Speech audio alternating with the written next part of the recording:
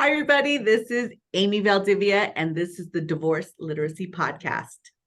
Today, finally, I have the Thomas Bell. He's here.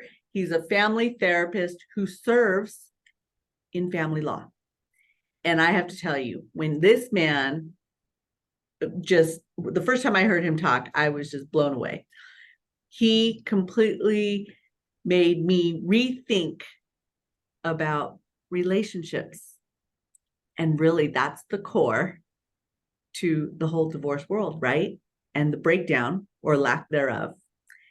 And he has some wonderful insights that I just knew we needed to grab him and have him on the podcast because we're going to learn from this gentleman. Welcome, Mr. Bell. Well, thank you for the invitation. I'm happy to be here as well. I would love for you just to jump right in, tell us who you are, why you do what you do, and your unique perspective on relationships. Well, I've been a therapist since 1976. I've done every kind of work you can imagine, every kind of client you can imagine, lots of different ethnic groups over the years. I started off in juvenile hall. I worked there 10 years. I also taught college for 10 years. So I have a lot of background in both things. But I've probably been in more jails than I can count, interviewing people. So I have had a lot of work with probation and so forth. But since COVID started, since a little bit before COVID, my focus has been more family law and reunification. And I had spent some time with an attorney when Father's Rights Movement took over. Up until then, women usually got custody because the courts believed that was their job, to have custody, and men were supposed to earn the money. But when the family law thing came around, or the Father's Rights Movement came around in the 70s, then that put women in a position of not having the assurance they were going to get the kids. So it allowed men to have at least a 50-50 chance to get custody. I'm not so sure that men are all that much more qualified or skilled at having custody, but they at least have the right to try to get it. So, but that's really tipped the whole thing around, because now you begin to see more and more allegations of domestic violence, drug abuse, affairs, and all kinds of other things to try to tip the scales more in the hands of the women. That's not to say that men don't do that, because they do. But it also happens with women too. So, but the issue now is that nobody has the assurance anymore that they're going to get the kids or the money that goes along with having kids. So my job has been, since COVID started, which I think was really more impactful on our field than we can imagine, because now all of a sudden you realize that you're with your mate 24 hours a day and you don't have the break that work gave you away from each other. And now you begin to realize, I don't really like him all that much, or he does really bad things, or she doesn't do anything like I thought she was doing before. I realized she doesn't clean the house, she doesn't do all. So that was a big eye opener for a lot of people, to realize now you get to see each other and you get to realize things you didn't like. So somewhere along the line, when I was married the first time, which was probably in the 80s, I forget what the date was, but anyway, about 5 years later, I realized that I had married my mother. My wife had exactly the same characteristics as my mother: depressive, judgmental, all that kind of stuff. But it took me 5 years to see that. So I'm trying to think, why the heck did I do that? So what's come to me is that you end up, when you begin to look at couples and you listen to how each of them talks about the other one, and then you say, so who does your partner remind you of in your family? And then they see, oh, you're like my dad or my grandfather, or you're like the drama that happened between my parents. So the next thing that came out of that was, we are always trying to resolve the drama that we were raised in, because we marry a replica of somebody in that family or the drama that that person creates. They are doing the same thing from their family, and you never know what that is. For some reason, America, and maybe a lot of countries, have this idea that we're going to somehow fall in love with our soulmate And then you realize there's no such thing as that, because you don't know who the person is you're marrying at all. You never ask. You never begin to wonder, why does this person do this? You take it personally, but you never understand that they're coming out of a drama, and now that they've imposed that same drama on you, and you don't know what it is, because you've never bothered to ask. Like I've said before, we spend more time checking out a car we're going to buy than a mate we're going to marry. The problem There is it that when is. you get the car, she doesn't take half your stuff, but a mate will. And that's always dangerous. So I've been asking for 10 years in this room. I see probably 50 or 60 clients from the court right now. My first question is, did you know your mate before you got involved? And the answer is zero. Nobody knew. Oh, I met at a bar, we met at a dance, she's a friend of a friend, but nobody asked the question. So when you get involved with each other, then you begin to discover all the buried treasure that was there all along that you never knew about. Right. And you didn't like some of it. Or men usually complain, well, she changed from how she was in the beginning. Well, that was courtship. Everybody's on their best behavior during courtship, but it doesn't last after they get you. Now that you're mine, I don't have to shave every day. I don't have to, clean the house every day. I don't have to wear a nice dress every day, or whatever it is. So that whole issue is weird, because we still believe somehow that love is going to find us the right mate, and it never does. Do you provide premarital counseling?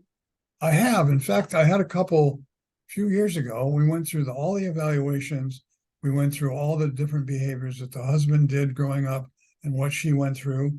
And she married him anyway. She knew all the things that were lurking there. She married him. He had a drug problem. He cleaned up when they got together, but then he got back into it. So she divorced him after a year, but she knew damn well why. And she knew all the hot spots that were there lurking there. And he said he wasn't going to do it, and he was going to go through rehab and all that kind of stuff, which he did for a while, but he couldn't sustain it. So that was the reason, and she had no regrets. Well, especially because she was well informed. That's right. She knew what she was getting into. And that's the best way to do this. Right. So I'll tell you my other thing, which really made a difference. I got married the second time about 5 years after my divorce. And I interviewed her for 2 years before I ever showed her my kids. Then we had a formal dinner. I introduced my kids to her. And then we introduced her kids and my kids in a baseball game a couple of weeks later. So in the process of getting to know her, she asked me to help her balance her checkbook. So I did, and I realized how she spent money and what she spent money on. And she was always last. Bills came first. Then if there was any money left over, she maybe buy makeup or something for herself. But 35 years later, she has not varied from what I knew about her in the early days. I had met her parents, I met her in-laws, I met her siblings, I knew her ex-husband, I knew about her sex life, I knew about her education, I knew about a whole lot of things. So in 35 years, she didn't vary very much at all from what I had known from the beginning. So I knew what I was getting into.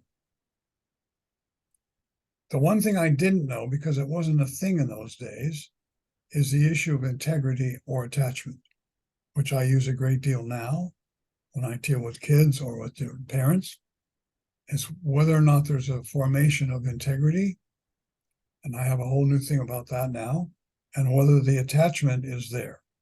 So what I realized about my second wife was she didn't have the attachment to her parents, but she did, and she's one of 8.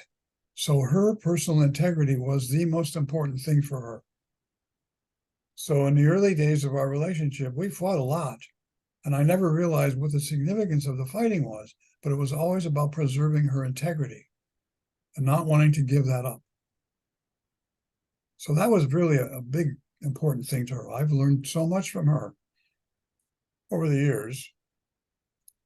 And grateful that I had known so much about who she was. So you definitely encourage the 2 year, 3 year, 1 year, whatever time frame is necessary interview process.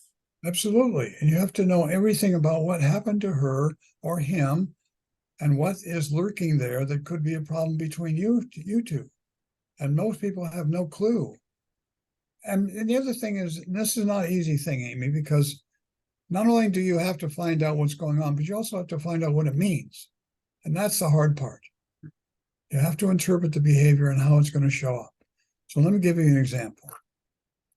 If you are a female and you grow up with no father, you're going to have an imaginary idea of what fathers are supposed to be like. And when you get involved with some man, all that stuff gets pushed on him. And he has no clue it's coming. It's going to come in the form of expectation, which was never verbalized before. Most of us don't know what our expectations are because they're emotionally based. They're not logical.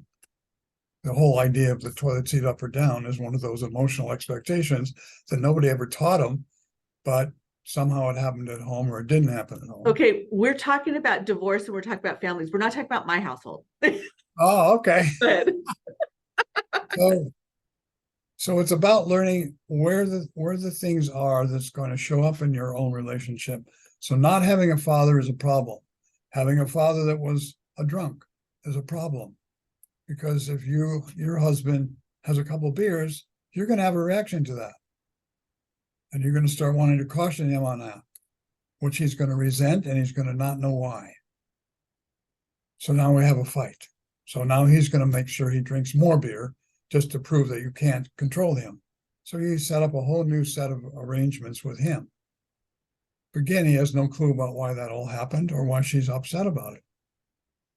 So the other split that happens, there's a lot of them that happen in relationships. And that's the difference between being literal and being figurative. Mm. Men tend to be logical and literal. Women tend to be figurative, but women also know the logical. So when a fight occurs between a man and a woman, he's being very logical and giving his points and stuff like that, and she's emotional in terms of how he treats her and how he talks to her and what tone of voice he's using. And at some point, he will run out of words and he'll punch a wall, he'll slam a door, or he'll start getting emotional and hysterical, making really horrible, maybe even threatening remarks because he's run out of words. She then gets logical, and that's how she beats him every time. I was just going to say, so you're telling me that the woman has the upper hand. She has both voices. She has both languages, and she will use one or the other. But here's the other thing that happens, one of those two things about attachment and integrity. When you're a baby, you have no integrity because you have no language yet. And thinking takes a long 4 or 5 years before it begins to start. So by the time you're 10 or 12, most of the kids that I see in here have integrity. That means they have a voice, they have things they like and don't like, they have opinions about things, and they are authentic, meaning they're consistent. So in this room, 12-year-old girls are usually the first ones to step up and be able to confront a parent, which is very difficult for a kid to do with any parent. But 12-year-old girls will say to dad, after he says, everything you're telling me came from your mother, she's coercing you or telling you what to say, and she's able to stand up and say, no, those are my words, you shut up. This is how I think. And he'll deny it again, which is the worst thing you can do to a 12-year-old. To tell them that what they're saying isn't their words. And they'll usually fight back. I have 2 boys now who can do it too. But boys usually are a little bit wimpy about that. But girls are forthright about being able to do that. So integrity becomes a really important thing. And kids need to have a voice. I had an 11-year-old here on Tuesday. Cute little girl. And her dad's an alcoholic, and her stepdad is never really thought that he had a role of being a dad to her. So he never really took one. And so we had a meeting yesterday, and I talked to her about integrity, and she's got a voice and she's got opinions. And so we talked about what she needs from him that she's not going to get from her dad, who's an alcoholic. So that's the role he needs to play with her. And it has primarily to do with, I want you to listen to her, because she's not able to depend on her dad listening to her at all. She's not even sure he's going to be there. So she needs some man that she can anchor with. Right. And you're the one that's in the house. And that will play a role in That's when right. her future and her relationships in the future. Well, that's what I wanted to know, is how does she choose a boyfriend? Right. She better be able to choose a boyfriend who's willing to listen to her and make adjustments according to what she wants. Right. Otherwise, she'll have no voice. So that was how that happened. And it's going to take a while before she gets all that, but she's a pretty bright little girl, so she'll get that. So here's the other thing that I've realized about integrity with women in particular. Most of them who get married do have a great sense of integrity, but as soon as they have kids, they surrender their integrity to the well-being of their children. Mm-hmm. So then they put up with as much crap from their husband for the benefit of their children. But if there's a divorce, she will get her integrity back. And then she won't give him the time of day. She will not want to ever feel that weak again. And she's afraid if she gives in to him, she's going to be weak again. So if he's dying in a desert, she'll let him die. It'll take her a while before she can realize that she can be a little bit more generous, not at the stake of losing her power. She has to know she can be powerful and also generous too. And that's the whole process that you work through the family members with. Right. Now, let me ask you a question. Religion. Well, number one, going back to domestic violence, that was one of the things that, as you were talking, I was thinking, that's why women who stay in a marriage when there's violence, because they can switch from the emotional to the logic, and they're justifying it for their kids. Yes, right. You work them through that and push them through right. to regain their integrity. Where does religion fall in all of this? Well, that's a very interesting question, because it can have a big influence or it can have not much of all. But in terms of some religions, there is a expectation that women are supposed to be passive with regard to the husband, and he's the one in control. Right. Well, that may be a good thing or it may not be a good thing, depending on what the type of religion it is.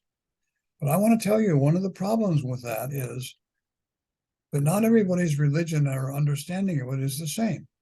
So let me give you this example. This actually happened between an African-American couple that I saw. She was from Chicago. He was from Alabama.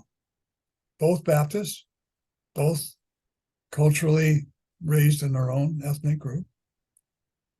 But there is a micro difference between the two of them.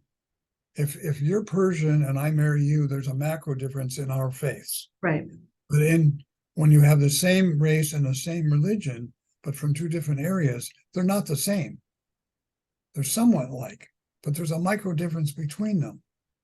So the role of a man in Alabama with regard to women is to try to be dominant. If you are from Chicago and a woman, the woman is usually stronger up there. So they have to work that out. And the other thing is their experiences are different. The thing that really hurt my heart more than anything was hearing him tell me in Alabama that he saw his mother, who was 80 years old, saying yes, sir, and no, sir, to a white 21-year-old boy. And that broke my heart, because her respect with that 21-year-old boy was zero. And that just broke his heart. And it broke mine. Wow. To hear it. But you see that kind of stuff going on because of the environment in which they're raised and how religion will either influence that or not help that at all. But that makes an essential difference between those two people, even though they share so many other things. So within a religion, you may have a great deal of difference in terms of how things are interpreted and what people roles are supposed to be done in those two faiths. I have one now where the father is overarchingly Christian, and everything he's bought has to do with not only the religion, but also what role she's supposed to play and what role he is. And they don't agree. And they have been married now 30 years, and she's no longer fitting the model that he has in his head. So he's doing all kinds of things to intimidate her to get to be the role that he wants her to play. She doesn't want to play it. And she's been very hurt by him over the years. That's so interesting as a mom of a college-aged daughter. You hear and see these kids go off to college in different parts of the country, maybe same faith-based school. However, it doesn't matter. What you're saying is it doesn't matter. He could be of the same culture, same religion, but now that you're across the country, that whole dynamic is so different. And you hear of kids meeting their soulmate while in school. Right. And they're from two different parts of the country, and they're having to create this new unit. Right. Clearly, the courtship, the interview process needs to be long-term. Right. What's the best advice you could give to a mom who sees her kid just a few times a year after going off to school? Well, I'll tell you what my bias is. I've been reading since I was 13. I read 4 books a month, and those books are not usually psych books, they're everything else. I don't know if you know Foucault. He was a French writer. He had a team of writers that were learning how to write character studies. He had them employed in every job in that small community where they lived. They all had to play banker, butcher, fisherman, bricklayer, whatever, so that when they wrote a character to study, they could talk and see how those characters saw the world, and so they could write better characters. So when I read books that are ethnic or professions or whatever else, so that when I have a client like that, I have a better understanding about who they are and how they think about things. But there's another one. When I do an interview, for example, I'm going to ask where they were born. Because if they're born here, they have one particular way of looking at things. If they're born in the Middle West, a different. If they're born on the East Coast, a different. So if you're born on the East Coast, you're looking at pedigree. Did your family come from the Mayflower? So they're rooted in old history and old empires and old family names. Mm-hmm. When Jackie Kennedy got married to John Kennedy, that was not a marriage between two people. That was a marriage between two empires. Right. So whatever they did individually, they would do it in another country or another island someplace and have affairs or whatever else, but it didn't interfere with the empires that the two families had now combined. And so they look at marriages only in terms of how it enhances the empires from the past. Okay. If you talk to somebody from Nebraska and say, how are things today? Well, come the rains on Friday, they cannot talk about now. They can only talk about the future because they're agrarian. They were raised in an agrarian point of view. Right. So if you talk to somebody from California, no past and no future. They live in the present. So I had interviewed years ago an NBA player who was raised in the Midwest. But he had been living in California a long time. Pretty famous guy. I could not get a history from him at all. I found a 1956 interview with Playboy that he had done. That's how I found out about his past, because he couldn't tell me. He only lived in the today. And when you're a celebrity and you have a lot of money, you live in a 24-hour day, not a 12-hour day. So if he wanted to go roller skating at 3 o'clock in the morning, he'd call up and rent a skating rink and take his friends there. Right. You and I wouldn't do that. We'd go to sleep, or we'd think, well, I got work tomorrow. Not him. Elvis Presley was the same way. I have one of my best friends was a bodyguard for Presley. So I know a lot of Elvis stories. So he used to tell me all the time that Elvis had a drug problem, had a drug problem for a lot of years. And one night he decided he wanted to get some drugs from the pharmacy, and the pharmacy was closed. So he called the guy up and said, I want to get this particular drug. And the guy said, no. And Presley said, I'm going to buy your damn business and I'm going to fire you, which he could have. So that's how the leverage is. If I have money and celebrity, I'm going to get what I want. There's no such thing as telling me no. And that's how he ran things. He never paid them a wage, by the way. He would pay them, he would buy them cars, he would buy them groceries, he'd pay them rent, but he never gave them a wage. Really? That's Wow. how you maintain loyalty. You make them dependent on you. That's Which is interesting. what he did. You talked about the geography. We talked about the differences here in the US. We haven't even talked about the international piece. Not at all. That throws a whole new twist in things. And these same principles can be applied to just political affairs in general, worldly affairs. We are really poor in this country about relationships. That's why our divorce rate is so high, because nobody knows who they're getting. When they do find out, they don't like what they found. So they still think there's a soulmate somewhere. They just haven't found the right one. That's never the case. Maya Angelou said something one time. I heard her talk about, because she's been married a few times, and she said, one of my husbands that I met, I realized he was not my husband. He was somebody else's. I had to find my husband. That was a mind blower. Right. So she is very helpful to me in terms of a lot of understanding about things. But in terms of relationships, we have a history going back hundreds of years where cultures who are different from each other never get to know each other, and they never get to form a relationship that works. We have these long, extended periods of rivalry and fighting, like the Irish and the British government. Right. I mean, that went on for many, many, many years. Fighting between Presbyterians and Catholics and all that kind of stuff. And now we have Gaza and Israel. Same story. They cannot see the partnership that they share, nor can they make one work where they all each give each other the right to live. Is there hope? Only if they're willing to sit down and realize what I'm arguing about is because I don't know the other person.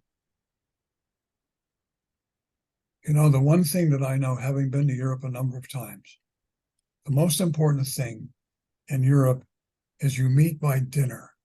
Everything happens around the table. So when I went to Tunisia, my son was in the Peace Corps. I met his family that he stayed with until he was independent. He went there to build a house. He's an architect. But he lived with them first to practice his language and learn the culture. So I met with them for dinner. And I brought them gifts because I landed in Greece first and I flew to Tunis next. And I met the family. I brought him a t-shirt and a key ring or something. I brought her a silk scarf. And the irony was that those two gifts had driven more miles than the dad had in his lifetime because he was a taxi driver in Tunis. But the point was, my wife and I and him and the dad had dinner, and the women were in the kitchen and they would bring food, but they didn't eat with us. That's how they did things. But you have to understand that the way in which you get to know each other is through dinner. It's a common connection, and everybody has them. And everyone celebrates their own families by dinner. So you just told me 2-year interview minimum. Yep. And date night always starts with dinner. That's right. That's right. Those are the fun facts for the youngsters today that are looking for mates. And even those who may have already gone through their divorce or divorces, looking for a mate. Now, this is something I want to hear from you on, the statistics or the odds against those who have been married once. The statistic or the odd against the second marriage. And then if that marriage fails, the third marriage, and so on. It seems as if the chances of success just is on this downward trajectory. It is. And do you know why? Tell me. They don't know. One mate will blame the other one. They just don't know each other. Yeah, this failed because you drink, because you hit me or whatever, or she had an affair or whatever it is. They never understand what went wrong in the first one to be able to clarify the next relationship. And so they really are using the same picking mechanism they did the first time over and over again. Well, garbage in is garbage out. And what do they say about insanity? Doing the same thing over and over again, Yeah, expecting different results? That's just insanity. of course it is. So you have to figure out what was your part in the failure of this relationship? What didn't you know? And what do you need to know the next time? And also, how can you make sense of what happened so that you don't get that same problem again? So that's what I meant about you can collect the information, but you got to know what it means. When you're working with families and you're therapizing them through this to understand what it means, are you working with the entire family? Are you doing separate sessions with just the kids and the adults? One adult? How are you doing this? So I interview both parents individually first to get history. Then I'll interview the kid. And then I'll put the kid with whichever parent they're having a problem with. And I will offer them Zoom or face-to-face. Most kids will select Zoom. But the provision is that if they get on a Zoom call with their dad or a mom or face-to-face, if it goes bad, I will stop it right then because I don't want a kid hurt. Right. And they're already hurt. And they're always in the middle, in spite of all of our attempts by the court as well as me to not have them in the middle. They are always in the middle. So the other issue is this. I do co-parenting as well. Sometimes that's necessary. But if the couple is not finished with their marriage, even though they're divorced, it will be used now to deal with how they deal with the kids. So if I don't trust you as the mom, I'm going to protect my kid against you. I have to stop you there because you made a statement. You said if the parents are not finished with their marriage, even though they're divorced. Clarify that statement. In other words, they have the same distrust or the same wounds from each other, but it's really a matter of the inability to trust each other. So if they can't trust each other, they can't trust each other with the kid either. Right. And the thing is, and this is always the case, and it's hard for a lot of men to get, if the man is abusing the ex-wife and the kid knows about it, the kid will go to her side. The kid will always protect the side that they're living with. They will have divided loyalties, and they will always protect the mother against the dad if he's mean to her. And they always say, I didn't do anything wrong. I didn't do anything wrong. She has no reason to be angry at me. Yes, she does. If you're abusing your mom, she's not going to like you, period. She has no ability to decide whether it's right or wrong. She just knows it's wrong. And because of the whole idea of the next shoe dropping, if you're going to abuse my mom, you're going to abuse me too. There you go.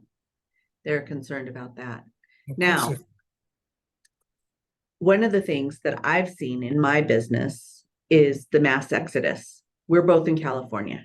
There's a large exodus out of our state. Yeah.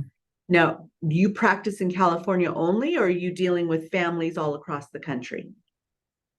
I can do that. I have talked to people I used to have a license in both Washington and Idaho because I used to live up there for a while. So I had licenses there so I could practice between states. Usually the states require you to have a license in their state too. But the provision is if I have a client from California who moves to Hawaii or to Idaho or Texas, I can still talk to them remotely, providing I'm not trying to set up a business there. Right. As long as I can deal with somebody who was here once and was a client of mine, okay, I can talk to them in another state. But I have to be really clear with the licensing department in the other state. Understood. Okay. So it's definitely, you want to, it's California based, Yeah, California focused, and then should there be a move? It's not a practice in other states. correct. So I have a Understood. client right now in Maine, so I can talk to him by Zoom. I Understood. have had clients in Hawaii as well, and I can practice through that mechanism as well. But it has to be all on the up and up, and I have to be clear about what my motives are. When we were in the same room last, I talked about the divorce team Mhm. and how we all work together. When a couple says we're getting a divorce, tell me where you fit in and how we all fit together, your perspective. That's not an easy question to start with. The issue is trying to anticipate what's going to happen now that you've announced that. Because the issues are in a final divorce, they're only concerned about the business aspect of the marriage. They don't care how you feel about each other. They only care about what's owed, what are your responsibilities, and are you going to sell the house? Are you going to divide the money? How are you going to handle all that stuff? So it's a business separation. It's not an emotional separation. It's a business one, which most people are not prepared for. But you have to deal with the house. You have to deal with custody issues. You have to deal with child support and maybe alimony. So all those things have to be sorted out between the couple. And that's where I can be of help, as well as a whole lot of other people can be. But I think it has to happen. And unfortunately, if the marriage isn't over with between the two parties, he will take the money, she will take the kids, which is never a good deal. They have to share in the responsibility of raising those kids and put their own personal issues about each other to the side. And most people can't do that very well. Wow. It becomes an interference. And so that's where I have to try to get into the idea of this door is shut. What is the door that's going to open for you that's a better door? I'll give you an You example. you've shared some stories in all your years of practice. What's the one story that just it impacted you and it maybe even shaped or reshaped your practice that just stays with you regularly? I don't know if I can boil it down to one story in particular. I think that somewhere along the line, the most important aspect came out of what happens to children when their two parents that they relied on all these years, they can no longer rely on. The idea of marriage makes so much sense, but divorce never does to anybody, least of all the children. And so when you begin to look at what happens with our culture now, when children cannot rely on their two parents, they go virtual, which is why video games are so important, because they have friendships and people they can talk to remotely that are virtual but not real. And so the kids no longer have faith that they can have a relationship with somebody that's going to last. And they have a much better sense that I can get out of this if it's not helpful, it's not happy. You know, the difference is, this is always what I bring up with kids. When you're a girl, you meet with other little girls and you play house. Boys are not playing house, they're playing cowboys and Indians. So women are already forming the idea of what a relationship's supposed to be like as a kid, but the guy isn't. He's looking at freedom. He's looking at buying a snow ski for the money that they get from income tax, and Right. she's thinking, well, no, the baby needs a crib. So they're entirely different in terms of what they think is important. So they're not on the same page. So it's hard to tell, but I think, well, let me give you this idea that had a recent impact on me. I have a guy that has three kids. The two boys were twins. The oldest boy is 1 minute older than the second boy. And then he's got a younger sister. He's 6. I think she's 4. He came into me and I had interviewed the parents and then I interviewed the kids individually. And he came in and he's 6 years old and he says, I have an anger management problem. I said, at 6? No, you don't. No, you don't. He said, well, my grandfather said that if I didn't stop being so angry, he was going to send me to the bad boy school. I said, you don't have an anger management problem. You don't like being hurt. And he was just blown away because he's a scapegoat for not only his dad, but also his grandfather. And even the younger daughter said, yeah, we make mistakes, but he gets punished. 4 years old, she already knew. So he came back to me after I talked to the sister-in-law, and he said, I never realized that I don't have an anger management problem. He bought what his grandpa told him. So he knew. He's a very thoughtful little kid. His brother is not a thoughtful kid at all. He's more of a figurative kid. But this little guy is a bright little cognitive kid. So he thinks about these things. And that's why he took it to heart. And then when he got the clarification from me, he took that to heart too. Now, I don't know whether he's able to stand up for himself with his grandfather. His dad just came back, so he'll eventually be able to talk to his dad too. But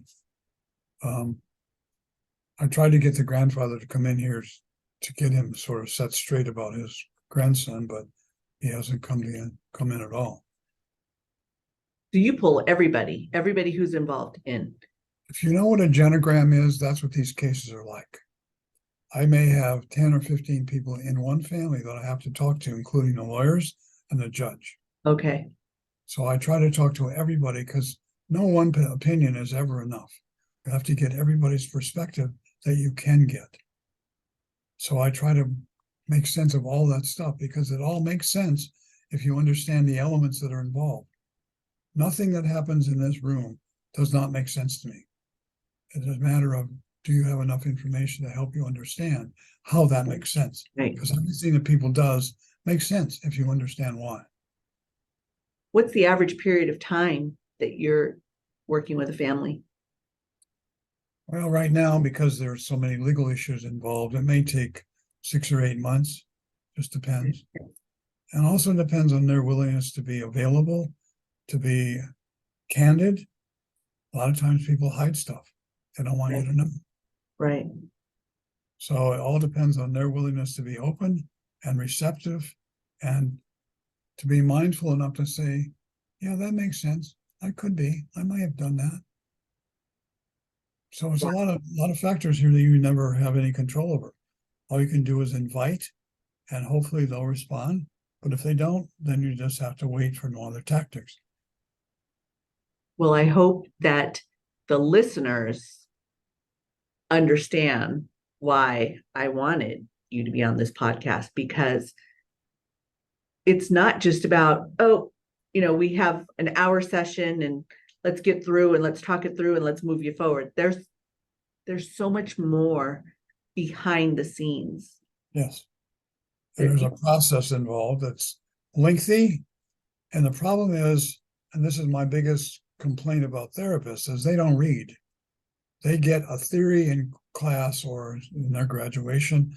And like Maslow said a long time ago, if all you have is a hammer, everybody becomes a nail. And that's unfortunate. I had to graduate knowing 18 different types of therapy, which has been the most valuable thing I ever knew. Oh my gosh. Because one theory does not fit everybody. You have to keep varying things. Right. It's knowing your craft. It's just like in any business, right? Right.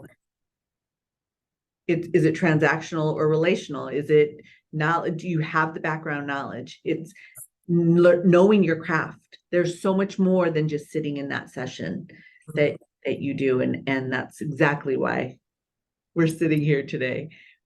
Sometimes you have to do things that are a little bit extraordinary. Yeah.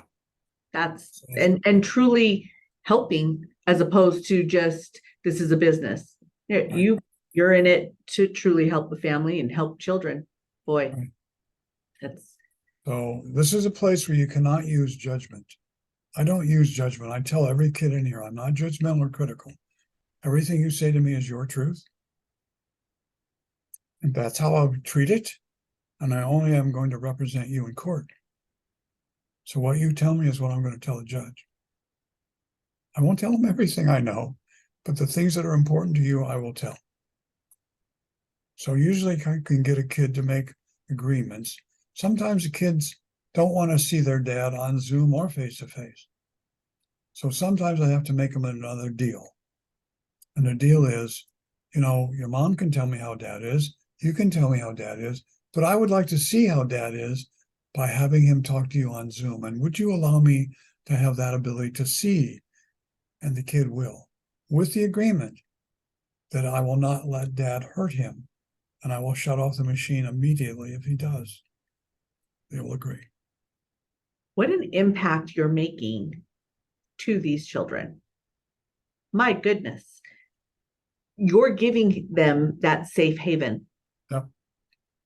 Just like your business card talks about their voice. Yes, exactly. They have to have that. Because we don't listen to kids. We just don't. Nobody does. And it's unfortunate because they suffer because of that. Well, I hope the listeners are paying attention because you gave them a couple nuggets. The drive home from school, work, sitting in the car, Right. and the bathtub. They're going to start sharing all sorts of information. It's amazing what you could find out. And the parent's role is to say, tell me more. I want to understand. Paint me the picture. So then I'll understand. But if you ask a kid a question, it's the same one. I told this little 11-year-old yesterday. I said, what happens when you come home from school and dad says, how was school today? And you say, fine, because you're not in school now. That was then. You're in a different time zone now. And so you're not going to talk about school. Right. You're going to tell them fine, and they're going to go walk away. And nothing will be discussed about school. That's why dad has to listen. That's why mom has to listen.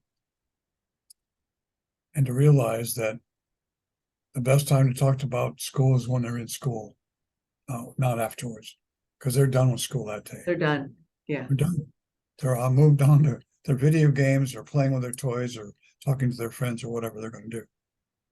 But you have to catch them at the time that they're in it, if you want to know. I hope this message is heard by that one set of parents, that mom or dad that says, that's what we're missing. And then we can get them connected to you, because it's so, everything you're saying, boy, it's just, hence the fact that I have you here, because I wanted people to hear this. This message is just so important. And so it's, you talk about interviewing your spouse, but it's also about interviewing the services that you're using in that. Yes. And so thank you for the last 55 minutes of an interview for the listeners, so that way they know who they're reaching out to. How can they find you? They can call me anytime they want. I can give you my phone number. Please. 714-273-2780. And your office is located in what city? In Tustin and also San Diego. Perfect. Okay. Well, I appreciate your time. I'm so grateful that this message is finally going to be out there, and we can share your message and share the fact that you've mastered your craft. Well, every day is a new job to master more, because it's never ending. The only job that we have in life is to learn, and that's what I've committed myself to. And how am I supposed to say anything after that? That's like the mic drop right there. So I'll give you a quote. My favorite quote from Rumi: beyond right and wrong is a garden. I will meet you there. That's awesome. Yeah. See, thank you. That's the garden right here. Thank you so very much. My pleasure. And I am just so grateful for your time. Appreciate the opportunity. Thank you. Thanks, Amy.